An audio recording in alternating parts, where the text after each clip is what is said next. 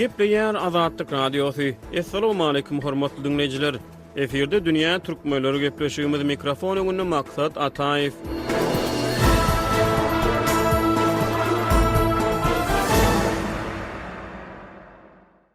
Şu ýyl meşhur türkmen bagşysy Sahy Jepbarowyň doglan gününiň 120 ýyllygy bellenýär. Dünýä türkmenleri programmamyzyň nowbat taksany türkmenleriň arasyna öýde boluşy Sunugot mektebine öwrülen Ustad bagşynyň ýubiley toýuna bagşlanýar. Pragada ýaşaýan türkmen ýazgysy Hudaýberdi Haly bagşynyň maşgala agdalary bilen 1990-njy ýyllaryň başlaryny geçiren öýdara söhbetdeşigine saralanyp şol döwürlerde Azatlyk radiosynyň efir tolkunlaryna goý berilen aýdym saatlaryň tas 4den bir böleginiň Sahy Jepbarow tarapyndan ýerine ýetirilendigini gurrun berdi. Sahy Jepbarow 1905-nji ýylda Ahal welaýatynyň Gökde Petrawynyň Ýangala obasyna dünýä inýär. Ol ýaşlykdan bagşyçylyk bilen meşgulanyp başlan soň ýyl arasyna oglan bagş hökmüni adalýar. Resmi çeşmelerde çap edilen terjime halyna görä Sahy Jepbarow eýam ýetkinjilik ýyllaryna sary bagşy, muly täsminat we türlü sary ýaly meşhur bagşlar bilen içkin tanışýar. Şeýle gatnaşyklar 1920-nji ýyllara gawat gelýär. Türkmenleriň arasyna bagşyçylyk sunugaty ymgyr medeniýeti ödüne jemleýän öýd boluşly bir mektep hökmüne kabul edilip ýylhalar bagşlar gowy günnede, herbet günnede mydama halkyň ruhuny götürip beripdirler. Oglan bagşy 1930-njy ýyllarda ýurdun durly künjeklerine magtumuly garly, nowbat bagşy ýaly bagşlar we beýlik sadanlar bilen gatnaşyp başlaýar. Ol 1935-nji ýylda goşun gullugyna çagyrylýar. Ol ýerde hem ansambl döredip sunugat işi bilen meşgullanýar.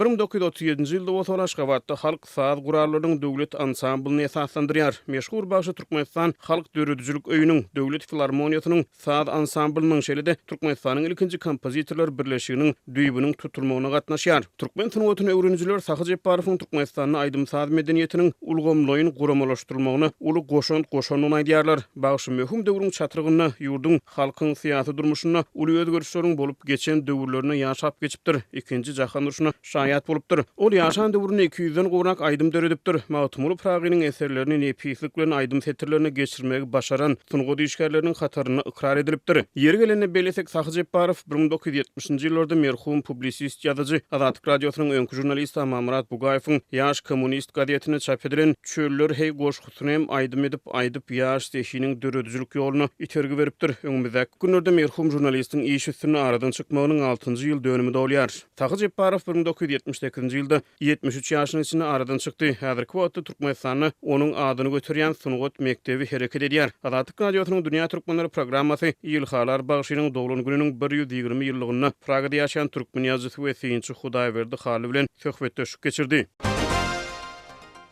Hudaýberdi gepleşimiziň şu sanyna türkmen sunugatyny ýyzgaldyran Sahy Jepbarowyň mirasyny hatyrlaýarys. Şu ýylyň ýanwar aýyna bagşynyň doglan gününiň 120 ýyllygy bellenli. Ilki bilen Sahy Jepbarowyň halipalary barada gurrun etsek, ol kimlerden sapa galypdyr, nädip ortağa çykypdyr? Şol hem başta da belleşiňi ýaly sary bagşynyň täsiri gaty güýçli bolupdyr. Sary bagşy türlü sarynyň, Orak sarynyň kakasy, Nur sary dip gyjykçy bardy, şoňam kakasy ol belli bagşy ahalla sary bagşy. Şoň bilen birlikde köşüde ýaşap geçen Hallı bagşy diýen bagşynyň şägirdi. Hallı bagşynyň aýdymlary Türkmen radiosunda bar, häzirçenli ol saklanyp gelýär, altyn fondda saklanýar. Sary bagşydan ses ýazgylary galmandyr. Aýratyn Hallı bagşy. Hallı bagşynyň köp aýdymlary Sahy Jepbarow güýçli täsir edipdir. Sahy onuň bilen ýakyn gatnaşykda bolupdyr. Şonuň bilen birlikde Sahy Jepbarowyň aýdýan aýdymlary hakykatdan hem Hallı bagşynyň ýoluny laýyk gelýär. Şonuň bilen birlikde Sahy bagşy has giň göwrümli bagşy oňa meselem Fark Falar ýoluny ustad hasaplanýan aly bagşydan hem uly täsir ýetipdir. Şoň bilen birlikde soňky döwürde magtumuly garlady uly hormaty bolupdyr. Şonuň üçin hem Sahy bagşynyň halipalary Sahy Jepbarowyň özi ýaly iyi adamlar. Ol Türkmenistanyň möhüm syýasy uruşlaryň bolup geçen döwrüne sahna çykdy. Sahy Jepbarow Rus paşalygynyň dolandyrşasyna sebäpdirdi dünýäni. Sowet giňişligine Bolşewik rewolýusiýasyna şaýat boldy. Ikinji jahan uruşuny gördü. Şeýle şertlerde sunugaty halka hyzmat etdi. Etem ol öz döwrüniň syýasatyna da hyzmat edipdirmi? Şular barada nämeler aýdyp bolar? Ol öz döwrüniň syýasatyna mudama hyzmat edipdir. Şol ilkinji ýyllary alsak, meselem Gyzyl Goşun barada, täze gurulýan jemgyýetler barada eserler döredipdir, aýdymlar döredipdir, barıp 30-njy ýyllarda. Şoň bilen birlikde Sahyjepbar öz ugruny da üýtgeçjek bolupdyr. Sahyjepbara ilkinji nowatda Türkmenistanyň at gazanan artisti diýen at beripdirler. Soňra ol halk artisti boljak bolanyna, ikinji ýokary derejäni almaly bolanyna, oňa şol sunuwatyň dutaryň hem byjagyň köneçildigini, täze sunwata geçmeligini aýdypdyrlar. Şonu gurrun berişlerine görä Sahyjepbar hatda raýalyň ýanyna durup aýdym aýtmaga synanypdyr. Edil ategelli garýag diýýäli. Ýöne ol başa barmandyr, Sahyjepbar ondan ýüze urupdyr. Şondan soňky döwürlerde de Sahyjepbar hiç bir siýasaty ýa-da bir geçirilýän ul çärilerin hiç birini ret etmedi. Ol durmuş bilen bile gitdi. Meselem Sahyjepbaryň Pagtaşygy diýen aýdym bar, Paştalyon diýen aýdym bar, gel Paştalyon diýip. Şoň bilen birlikde meselem 60-njy ýyllaryň başlaryna Nikita Sergeyevich Khrushchev tarapyndan owa hojulugyna öňe sürülen Mekkejewen medeniýeti bar, Mekkejewen ekmeli diýip. Mekkejewen barada aýdym bar, Kerim Urwan Nefesiň boşgusyna öz Mekkejewenim, seni janynyň gowurýan öz Mekkejewenim diýip. Mekkejewen barada da aýdym bar. Ne iň soňky döwür alsak, şol garran döwri bir sahynyň geň tarapy. Sahyjepbaryň owazy, Sahyjepbaryň ukyby yitmedi. Kär bagşylarda şol ukyp yitdiýär, öçýär. Ýöne sahyda ol yitmedi. Elbetde ol garrady, sesindäki bir näçe öwüşgünler, tolkunlar, inçe duýgular azalanyp bolsa ol bagşyçylyk ukybyny elden bermedi. Şoň üçin ahir ýaşyny garraman inni diýen aýdym döretdi. Partiýam güýç berdi garraman inni diýip. Ýöne gynansa da ol garrady, ol ähli döwürlere hyzmat etdi. Şonuň bilen birlikde sunuwatyň düýp özenini, düýp esasyny, halk aýdym sazlaryny bir gorak geldi. Hudaý berdi, türkmen sunuwatyny şahyrlar bilen bagşlaryň arasyna gyzgyn gatnaşyk bar türkmen dörejiligini. Şeýle gatnaşyklary Sahyjepbarowyň dörejilik ýoluny nähil ortaga çykypdyr? Elbetde iň gowuran şahyrlarynyň biri ol başda Rehmet Seýidowyň boşularyna ilkinji aýdym döreden bagşlaryň biri. Ol aýdymlar gaty meşhurdy. Soňky döwürde Sahyjepbaryň iň gowuran şahyrlarynyň biri Kerim Urwan Nefes boldy. Kerim Urwan Nefes bilen Sahynyň arasyna bir gatnaşyk dowam etdi. Sahynyň soňky demine çendi. Aýratynam şol Yarap Borka diýen aýdym bar, Altyn biri diýen aýdym bar, şeýle gowy aýdymlary döretdi. Şol aýdymlar ýa-ki nusxawy derejäge baryp ýetdi. Meselem Yarap Borka diýilen aýdymy häzirki döwürde soňky döwürüň aýdymçylary aýdaly Ballyhaja ýaly aýdymçylarym aýdýarlar. Ýa-da Altyn birini alyp görelim. Altyn birini Uradgelli Ilyas gaty oňa edip aýdýady. Uradgelli Ilyasdan soň bir näçe bagşylar şol aýdymlary aýtdy. Umuman ol şahyrlary bolan gowy garaýşy bardy. Şol senin belleýişiň ýaly meselem Amanmurat bugu çöller heýdiýen goşgusyny ýazanna ýaş şahyr dol. Ol diňe ýaş kommunist gazetini çap bolupdy. Sahy bagşy şol goşgyny gazetiň ýüzünden alyp aýdyma geçiripdir. Onda şahyrlary bolan bir aýratyn ünis hem bir aýratyn hormat bardy. Häzirki wagtda türkmen halky sunwat giňişligi, halk bagşyçylygynyň ahal ýoluny usatlaşyp birgiden eser döreden Sahyjepbarowyň mirasyna hormat goýar, eýetýär. Sahyjepbar bilen döwürdeş ýaşap geçen başga haýsy bagşlar bar, şeýle täsir, içkin täsir galdyran. Oly bilen Sahyjepbarowyň gowuran hem sylan, şol sanyna halifasy saýan adamlarynyň biri Magtumuly Garly, şol bagşy. Magtumulaga ir ýolupdyr. Ýalňyşmasam 57-nji ýylda ýogolýa, ol irkirak döwri degişli. Ýöne Magtumul Garlynyň aýdymlary Sahyjepbaryň mydama ýanyna bolupdyr, goloýuny bolupdyr. Şahyr Sapyrmurat Öwezberdi Azatlyk radiosynyň öňkü ilkinji ulu habarçylarynyň biri Sapyrmurat Öwezberdi şeýle gurrun bererdi. Bir gere köçede duran wagty radioda, ýagny tamyň daşyna da radio goýardylar şol döwürde. Magtumul ulgarlygynyň aýdymy gidip duran eken. Şol magtym ulgarly aýdanyny şonuň owazyny sakyjyp bar diýe ýokary bökýär diýe. Ýokary elinem ýokary uzadyp diýe, ýokary bökýär diýe.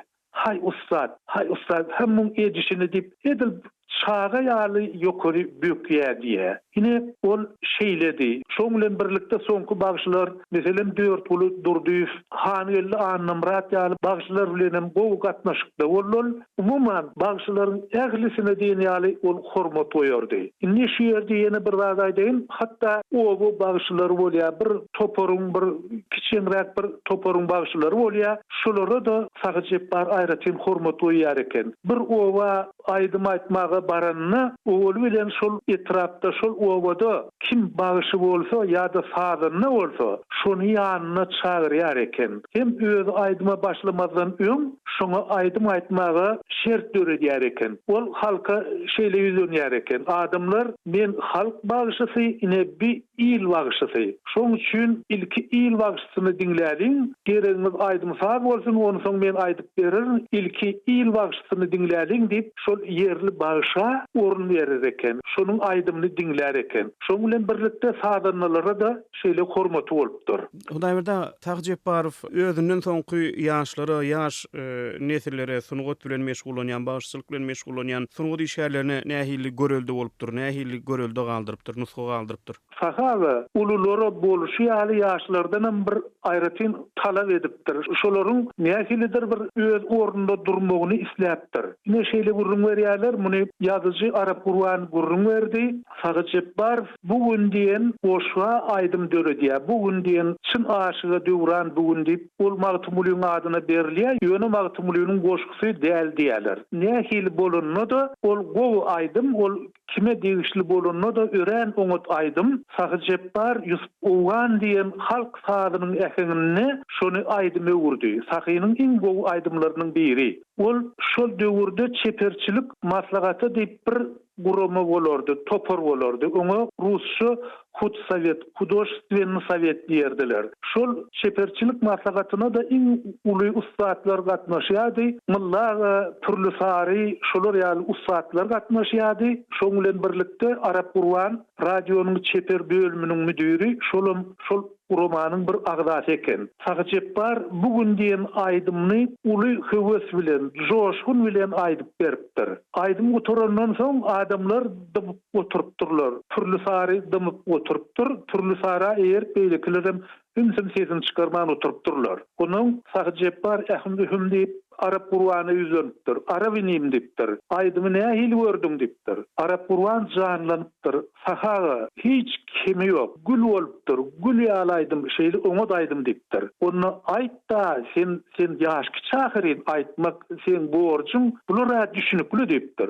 Sen näme üçin dymýaň diýipdir. Ine şeýle talap. Ýa-da ýene bir misal Türkmenistany Bolşewik ýolbaşçylyk edýän döwründe ol Bolşewik diýilen adam bagşçylyk sunuwady aýdym sadygaty halyan adam Türkmenistanyň 1964-nji ýyly ýubiley bayramanyň öň ýanyna bagşylary hormatly atlary berjekdigini elan edipdir. Hem telewideniyede her bagşa bir aýdym aýtmagy mümkinçilik döredilipdir. Şonu Hanyly Annamrat onu ýaraglar diýen meşhur aýdym aýdypdyr. Orazyly Ilyasy gedek ýetende sahynyň iň oňat şägirtleriniň biri. Ol öz halifasy üçin altyn bir diýen aýdym aýdypdyr. Eger Orazyly Ilyas şonu beýleki bir halk aýdymlarynyň birini aýdan bolsa, ak ýüzlü maralmaly. Onu ol at aljy eken. Ýöne altyn biriniň aýdylyşyny pesrek görüpmi ýa soňky döredilen aýdym hasap edilipmi?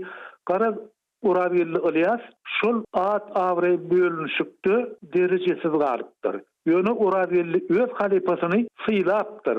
Şoň üçin iň gowy aýdym aýtdyýanlaryny ol sahynyň altyn bir diýen aýdym aýdypdyr. Ine ýaşlar bilen sahynyň arasynda şeýle tapawut bardy.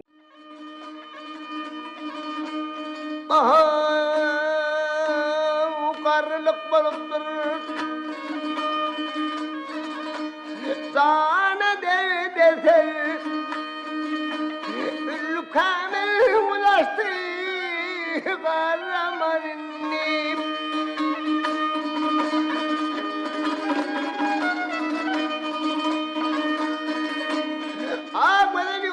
Başlığıma terletelim ey, dillerimdir tasdik kahramanım.